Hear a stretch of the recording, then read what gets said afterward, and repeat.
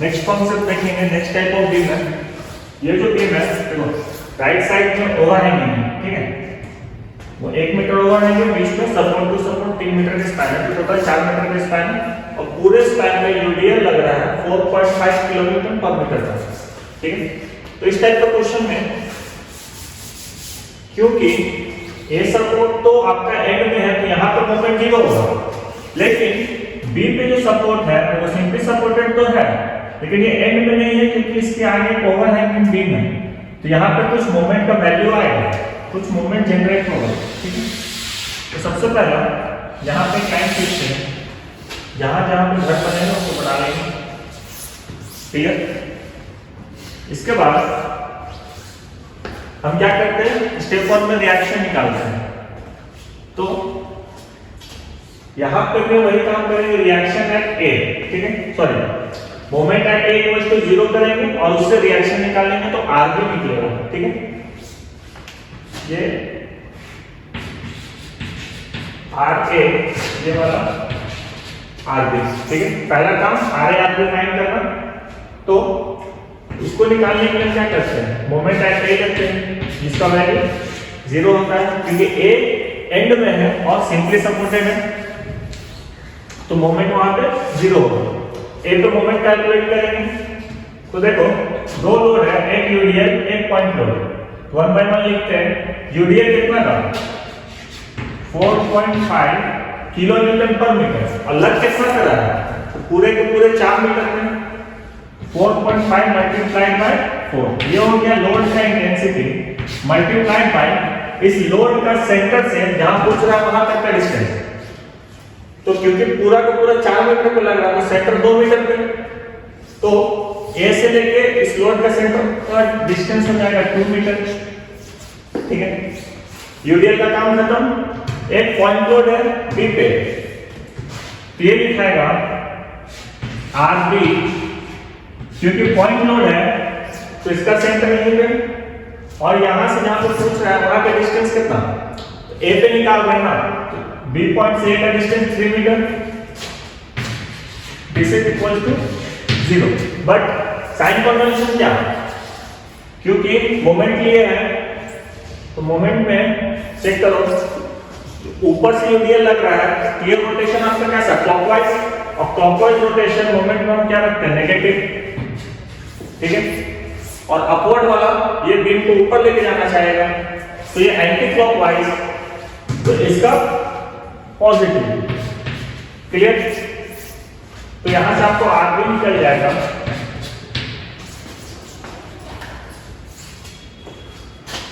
4.5 into 4 into 2, उधर चला गया पॉजिटिव में डिवाइडेड बाय 3, तो आर भी आ गया आपका 12 किलो न्यूटन, ठीक है, 12 किलो न्यूटन।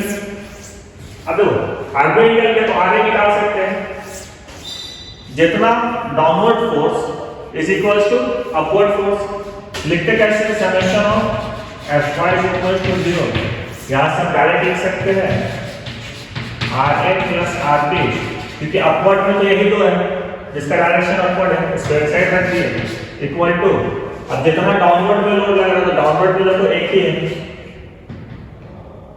अपवर्ड में 2 था Ra Rb और डाउनवर्ड में एक यूडीएल है, यूडीएल का लोड का वैल्यू क्या 4.5 और कितने मीटर तक है, तो पूरे 4 मीटर पे लग रहा है इनटू 4, तो यहां से आर ए निकल जाएगा 16 2 18 माइनस 12 6 आएगा, ठीक है। 4.5 into 4 माइनस 12 6, ठीक है। तो यहां से आर ए और आर बी निकल गया, आर ए का वैल्यू रखते हैं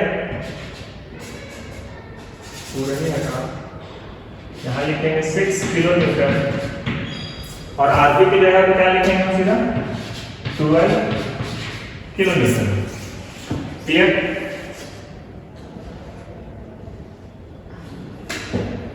अब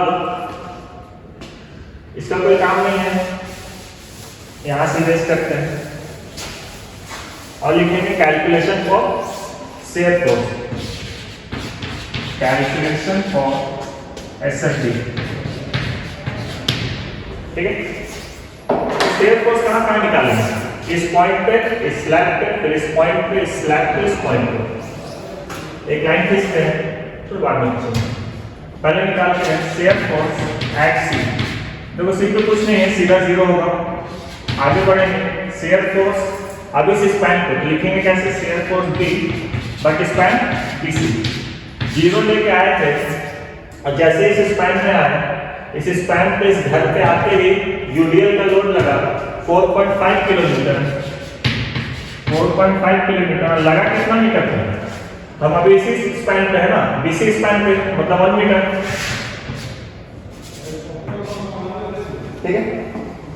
ये लोड हो गया, आगे बढ़ो। तो यहाँ तक यही है। अब ये पॉजिटिव या नेगेटिव, देखो यूडीएल डाउनवर्ड है तो शेयर फोर्स कैलकुलेट करना ना, तो डाउनवर्ड लोड नेगेटिव, तो ये आपका -4.5 किलो न्यूटन ही रह जाएगा। अब शेयर फोर्स एट बी पे चेक करते हैं। शेयर फोर्स एट बी -4.5 लेके आए थे और जैसे ही बी पे आए एक अपवर्ड लोड लगा 12 का, तो अपवर्ड वाला शेयर फोर्स के लिए पॉजिटिव 12, तो ये हो जाएगा 7.5 किलो न्यूटन पॉजिटिव। ये पॉइंट का बात करना। अब फिर अगेन स्लैब पे आएंगे, तो स्लैब कौन सा? AB slab. तो shear force at A but span AB,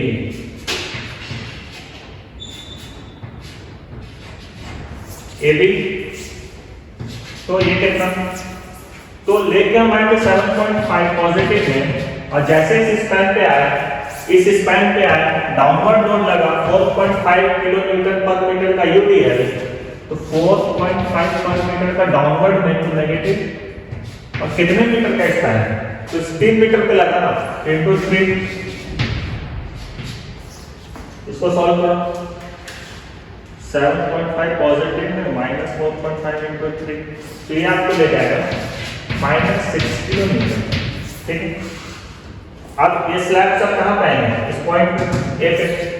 तो शेयर फोर्स है A, तो -6 तो लेके आए थे और जैसे ही A पे पहुंचे +6 लगा, तो +6 this will equal to 0 kilo Newton.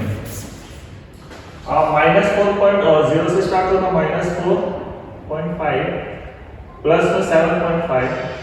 देखो एक पॉजिटिव में भी है, नेगेटिव में भी है, ठीक है। तो हम लाइन ऊपर नहीं खींचेंगे, थोड़ा बीच में खींचेंगे,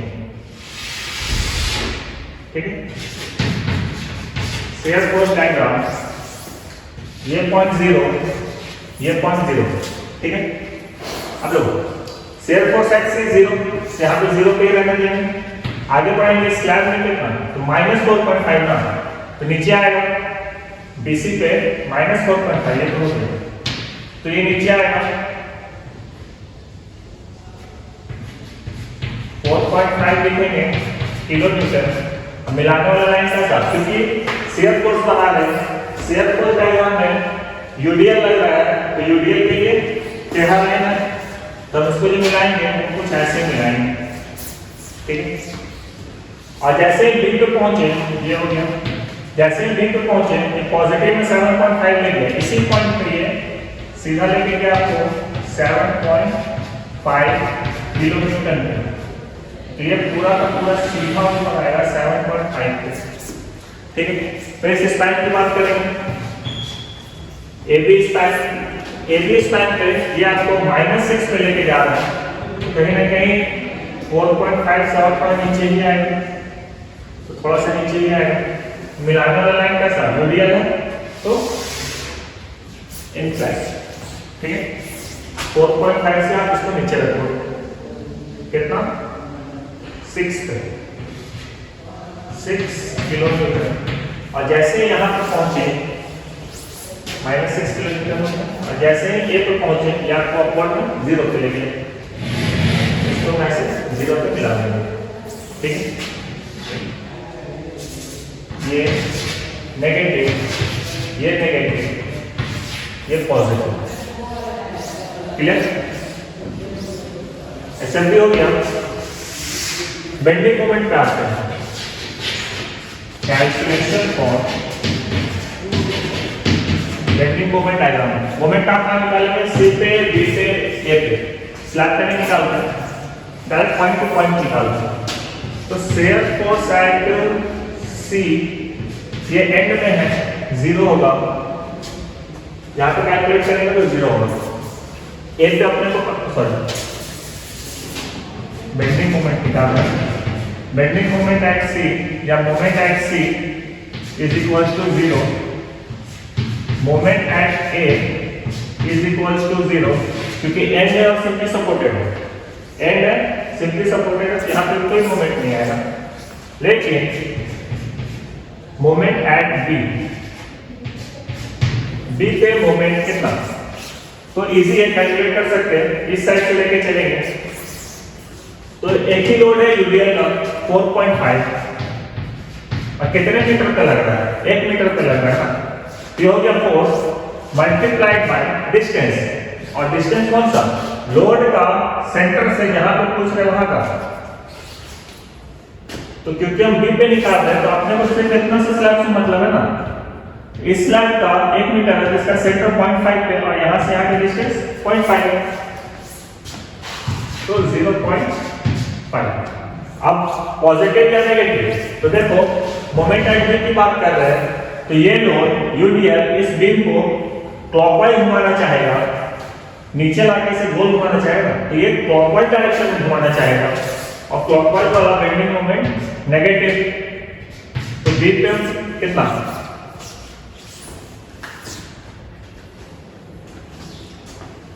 -4.5 into 0.5, ये आएगा -2.25 किलोमीटर मीटर। ठीक है, एक काम करते हैं, इस पे कहीं पे भी, एक्चुअली कहीं पे नहीं, हम इस पॉइंट पे निकालते हैं। ठीक है, तो यहां से हम लाइन खींचते हैं, हम इस पॉइंट पे भी मोमेंट निकालना चाहेंगे। और ऐसा इसलिए क्योंकि एक कॉन्सेप्ट है कि जहां पे शियर फोर्स का वैल्यू चेंज करता है, ठीक है, वहां पे मोमेंट मैक्सिमम आता है। ठीक, शियर फोर्स जहां पे चेंज किया, यहाँ पे 0 आया, तो यहाँ पे मोमेंट मैक्सिमम आएगा। ठीक है, तो देखो ये दोनों ट्रायंगल है ना, अगर आप देखोगे तो ये वाला ट्रायंगल और ये वाला ट्रायंगल सिमिलर होगा। कैसे? ये 90 डिग्री, ये 90 डिग्री, ये एंगल इक्वल, मतलब और ये एंगल को देखोगे तो ये एंगल किसके साथ इक्वल होगा? ठीक है, अपोजिट था इक्वल, ये 90 डिग्री, ये 90 डिग्री, क्योंकि लाइन सीधा है और ये भी सीधा है, ये 90, ये 90, ठीक है, परपेंडिकुलर है। और ये एंगल भी बराबर होगा। ठीक है, तो ऐसा सिमिलर ट्रायंगल में हम ऐसा लिख सकते हैं ना कि जो ये डिस्टेंस बाय ये डिस्टेंस इज इक्वल टू ये बाय ये सिमिलर ट्रायंगल का प्रॉपर्टी से मैथ्स से आता है। तो हम क्या लिख सकते हैं? अगर हम इसको x मान लें, ठीक है, और ये पूरा का पूरा 3 मीटर है, तो ये वाला जो लेंथ होगा तो ये 3 - x नहीं होगा क्या? ठीक है, दूसरा चीज, आप इस पॉइंट से इस पॉइंट पे देखो तो ये वाला हाइट कितना है? 7.5 है ना, 7.5 मीटर। और इस साइड देखोगे तो इसके लिए तो ये वाला हाइट है, ये भी तो 6 है ना, 6 किलोमीटर का है। तो डाटा आपके पास आ गया ना, तो लिखेंगे कैसे? पहले छोटा ट्रायंगल को पकड़ो, छोटा ट्रायंगल का बेस तो x डिवाइडेड बाय बड़ा ट्रायंगल का base 3 - x is equals to, छोटा वाला ऊपर लिख देते, तो पहले इधर लिखेंगे इसका हाइट 7.5 डिवाइडेड बाय इसका हाइट 6। क्लियर? इसको जब आप सॉल्व करोगे तो ये आएगा 6x is equals to 7.5 into 3 minus x. Clear? That is implies 6x is equals to 22.5 और ये माइनस 7.5x. ठीक है, इसको इधर लेके आएंगे पॉजिटिव में आ जाएगा. तो 7 6 13 13.5 13.5x is equal to 22.5. तो यहाँ से x का वैल्यू निकला. x का वैल्यू क्या है?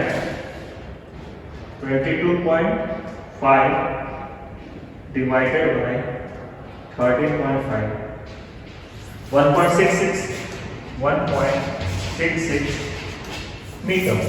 ठीक, तो हम यहाँ पे डायरेक्ट लिख सकते हैं ना, क्योंकि हम यहाँ से मैथमेटिकल कैलकुलेशन भी निकाल सकते हैं सिमिलर ट्रायंगल से. ठीक है, तो डायरेक्ट यहाँ पे लिखते हैं x इक्वल्स टू 1.66. क्लियर?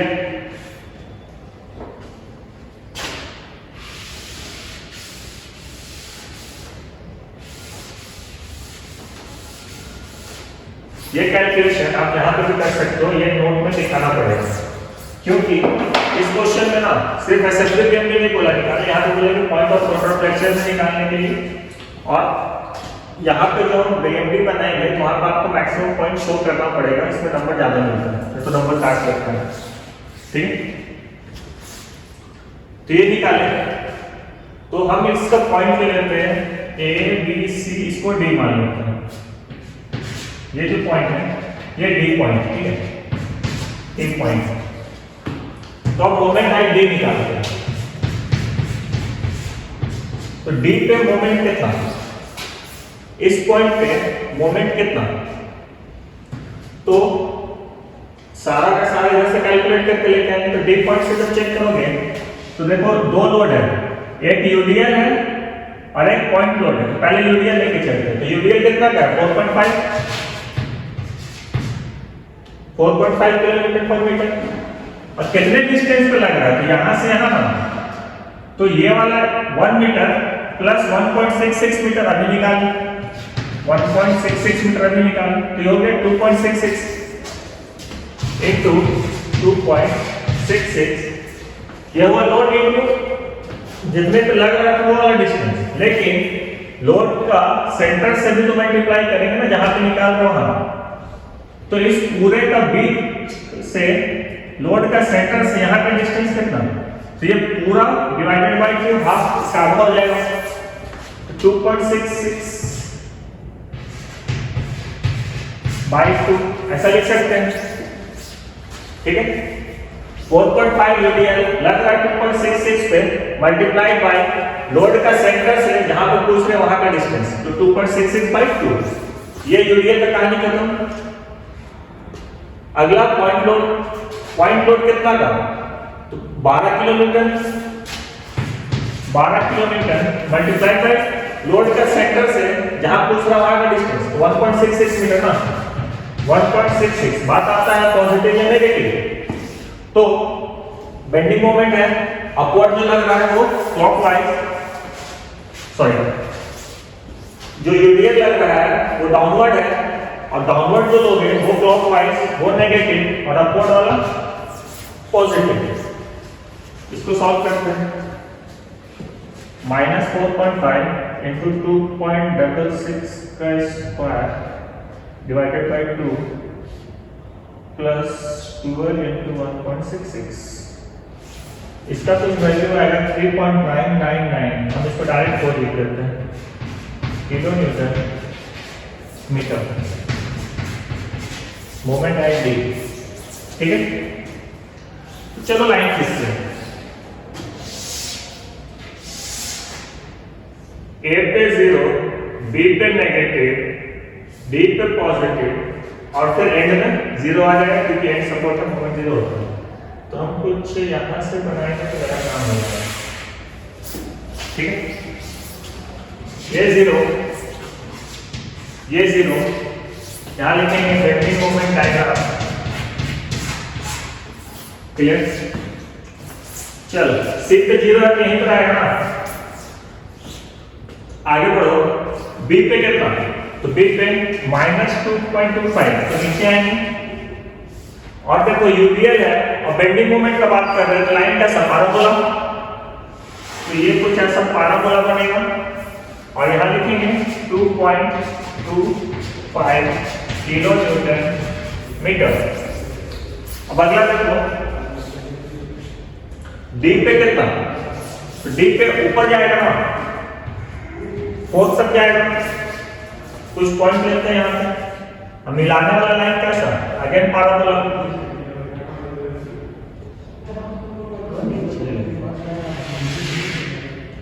ठीक है।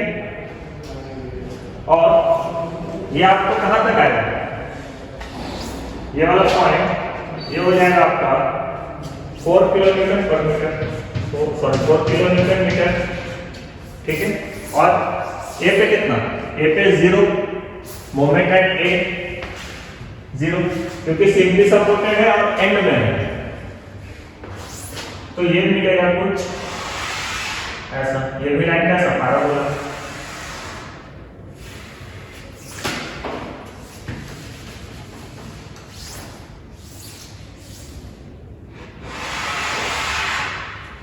ये हाइट इस पॉइंट से ऊपर नहीं जाना चाहिए, क्योंकि यहाँ पे जहाँ पे शेयर फोर्स चेंज किया ना, वहाँ पे मोमेंट मैक्सिमम होता है, ठीक है।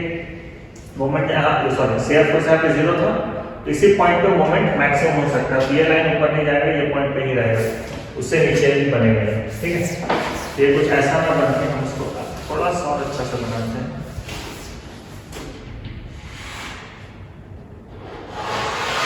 ऊपर लेके आए, बाकी को नीचे, ठीक है।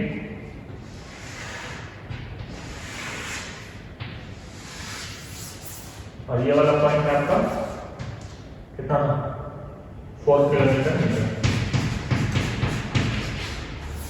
यहाँ पे 0, ये पूरा का पूरा पॉजिटिव, ये वाला पोर्शन पूरा का पूरा नेगेटिव, ठीक है। यहीं पे एक टर्म आता है पॉइंट ऑफ कॉन्ट्राफ्लेक्शन। तो भाई इतना काम खत्म हो गया, इसको रेज करते हैं, एक नया टॉपिक पे आते हैं, पॉइंट ऑफ कॉन्ट्राफ्लेक्शन क्या होता है।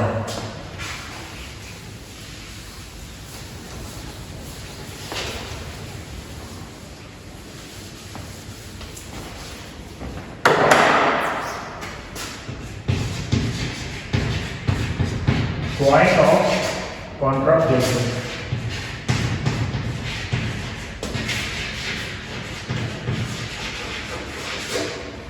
ठीक है। एक चीज बताया कि जहां पर शेयर फोर्स 0 पर था, वहां पर मोमेंट मैक्सिमम हुआ था, ठीक है। दूसरा चीज है पॉइंट ऑफ कॉन्ट्राफ्लेक्शन क्या होता है। पॉइंट ऑफ कॉन्ट्राफ्लेक्शन वो होता है जहां पे बेंडिंग मोमेंट अपना साइन को चेंज करे, पॉजिटिव से नेगेटिव में जाए या नेगेटिव से पॉजिटिव में आए, ठीक है। हमेशा अपना कॉन्ट्राफ्लेक्शन हमेशा बेंडिंग मोमेंट से डिपेंडेंट है। बेंडिंग मोमेंट में जहां पे साइन चेंज करेगा उसी पॉइंट को बोलेंगे पॉइंट ऑफ कॉन्ट्राफ्लेक्शन। देखो बेंडिंग मोमेंट कहां साइन चेंज कर रहा है, तो ये तो 0 से स्टार्ट होकर नीचे आया था, लेकिन यहां पे ये ऊपर गया, तो 0 से ऊपर क्या मतलब ये वाला पॉइंट ना, क्लियर। तो यही पॉइंट कहलाएगा पॉइंट ऑफ कॉन्ट्राफ्लेक्शन, ठीक है। तो ये आपको निकालने के लिए क्वेश्चन में देता है कि पॉइंट ऑफ कॉन्ट्राफ्लेक्शन कहां पे है। कहने का मतलब कि ये वाला डिस्टेंस बताइए कि ये डिस्टेंस कितना, अपने को यहां से यहां का तो पता है ना, ये 1 मीटर है, लेकिन ये जितना बच रहा है इसको निकालना पड़ेगा। तो कैसे निकालेंगे, तो जहां पे पॉइंट ऑफ कॉन्ट्राफ्लेक्शन हो रहा है वहां का क्या, इससे आपको क्या मिल रहा है, वहां पे मोमेंट जो है वो 0 है, ठीक है। At point of contraflexion moment is equal to 0। इस पॉइंट को एक नाम देते हैं, डी दिए थे ना यहाँ पे ई रख देते हैं, क्लियर। तो हम लिख सकते हैं moment at E is equal to 0। कोई दिक्कत नहीं। अब ई पे मोमेंट निकालते हैं, चलो। तो ये वाला जो डिस्टेंस है इसको हम y मान लेते हैं, क्योंकि हम पहले x मान चुके थे ये पॉइंट निकालने के लिए। यहां पे हम इसको y मानेंगे, कोई दिक्कत नहीं। तो यहां से यहां का डिस्टेंस कितना, तो यहां से यहां 1 प्लस यहां से यहां y, तो ये 1 प्लस y लिख सकते हैं ना, तो 1 प्लस y लिख सकते हैं, ठीक है। चलो इस पॉइंट पे ये वाला पॉइंट को हम लेके चलते हैं ऊपर अपने क्वेश्चन पे, तो कहीं ना कहीं यहां पर हमको मोमेंट निकालना है, ठीक है। तो यहां से यहां 1 मीटर, ये वाला y, और यहां से हम 1 प्लस y, यही डिस्टेंस है, कोई दिक्कत नहीं। इस पॉइंट पे आ रहा था, यहां पर इतना सा y माने हैं, यहां से यहां 1 मीटर था, पूरा का पूरा 1 प्लस y, ब्रैकेट में रख लेते हैं। चलो अब यहां पर हम यूडीएल निकालो, यूडीएल से तो सॉरी, अब यहां पर मोमेंट को कैलकुलेट करते हैं। मोमेंट कैलकुलेट करेंगे y का वैल्यू निकल जाएगा। तो मोमेंट एट ई पॉइंट है ना,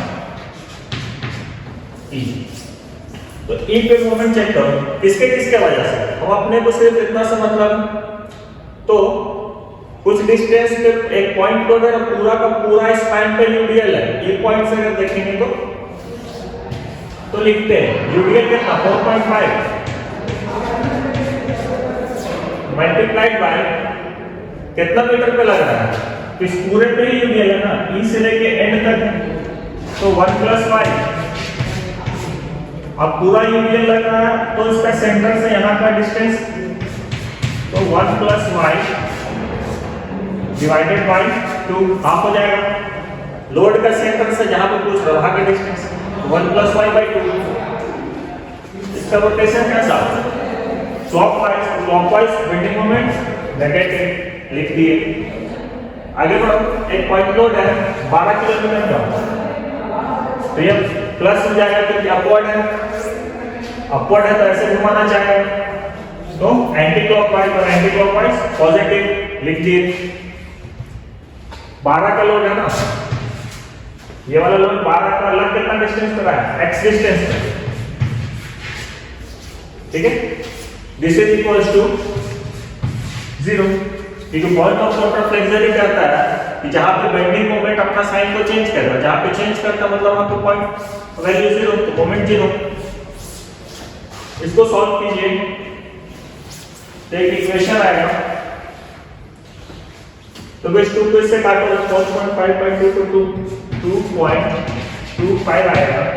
ये 1 प्लस y है इनटू 1 प्लस y, मतलब 1 प्लस y का होल स्क्वायर, 1 प्लस y का whole square plus 12y is equal to 0। इसको सॉल्व करोगे आगे -2.25 a स्क्वायर 1 का square plus 2ab 2 into 1 into y plus b का स्क्वायर मतलब y का square plus 12y is equal to 0। आगे सॉल्व करो, दैट इज इक्वल्स 3 मल्टीप्लाई होगा -2.25, ये 2y है मल्टीप्लाई बाय 2.25, तो माइनस हो जाएगा 4 साढ़े 4 4.5y, ये माइनस प्लस माइनस 2.25 y का square plus 12y is equal to 0। क्या क्या कटेगा, ये और ये सॉल्व होगा, दैट इज इम्प्लाइज -2.25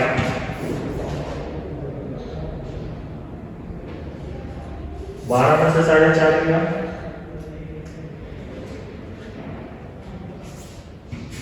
प्लस में बचेगा 7.5y माइनस 2.25 y का स्क्वायर इज इक्वल टू 0। ठीक, इसको अरेंज करके लिखते हैं।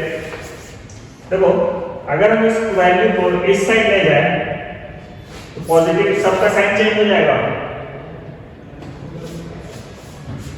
चाहो तो करो, नहीं माने नहीं करो, कोई दिक्कत नहीं, हम यहाँ पे करते हैं। इसको अगर हम इधर लेके गए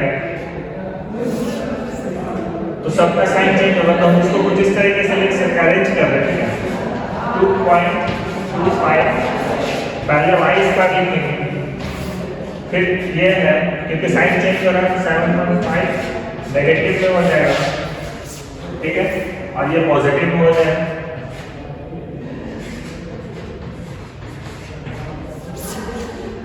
That is equals to 0।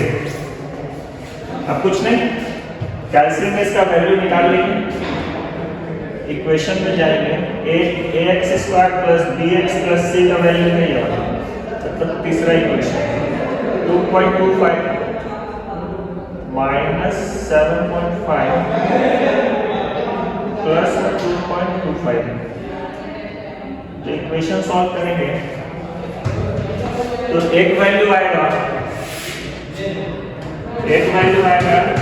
x, अच्छा y का वैल्यू निकाल, y एक वैल्यू आएगा y का 3 और एक वैल्यू आएगा y का 0.333, ठीक है। तो क्वेश्चन में चेक करो, y का वैल्यू यहाँ पे 3 तो हो नहीं सकता है, ये वाला कट जाएगा, तो आपको ये वाला डाटा सही है, y इक्वल टू 0.333, ठीक है। तो हम यहाँ पे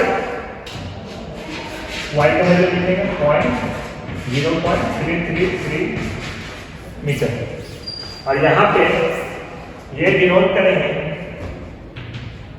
ये है 0.33 मीटर, क्लियर। y का वैल्यू 0.33 मीटर। देखो, जिसको कैल्शियम में निकालने नहीं आता है उसके लिए बता देते हैं। तो कैल्शियम में चेक करना, सिर्फ 93 इक्वल AC,